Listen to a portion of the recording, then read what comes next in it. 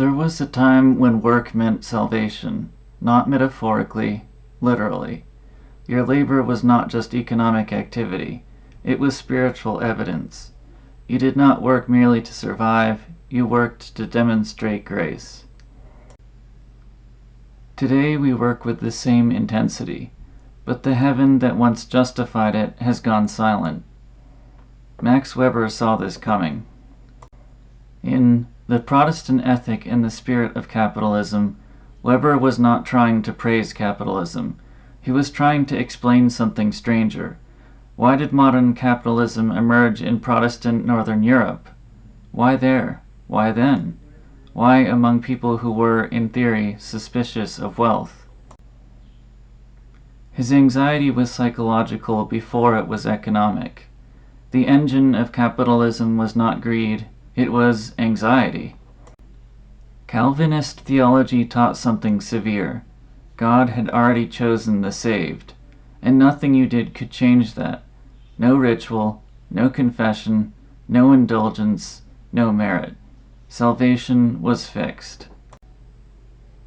But human beings cannot live comfortably with uncertainty about eternity, so believers searched for signs. And what counted as a sign?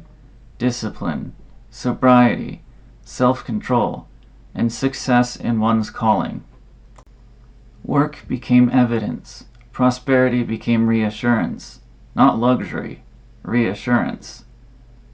The believer did not indulge wealth. He reinvested it. He multiplied it. He treated time as sacred. Wasted time was spiritual failure. Weber calls this the spirit of capitalism, not capitalism as markets, not capitalism as trade, but capitalism as disciplined, rational, methodical activity. Bookkeeping, calculation, systematic reinvestment, efficiency. A way of life organized around continuous productivity. This was not medieval greed, it was secular asceticism. The religious ascetic wanted to work in a calling, and for him, work had cosmic weight. But here is Weber's brilliance. The theology fades, the habits remain, discipline detaches from doctrine, rational calculation expands. Rational calculation expands, institutions professionalize, bureaucracies form, systems stabilize, and what began as spiritual struggle becomes administrative routine. The factory does not need faith. The ledger does not require grace. The system runs on procedure. At the end of the book, Weber's tone changes. It becomes almost mournful. He writes that the Puritan wanted to work in a calling, but we are forced to do so. We live inside structures built by religious conviction, but we no longer share the conviction. The result? An iron cage of rationalization, a world of calculation without transcendence, discipline without metaphysics, work without salvation. This is the part that lingers. We have productivity, we have efficiency, we have growth. But do we have meaning? The modern worker still feels moral pressure to be industrious, to optimize, to improve, to never waste time. But why? For what end? When the religious horizon disappears, the structure does not collapse.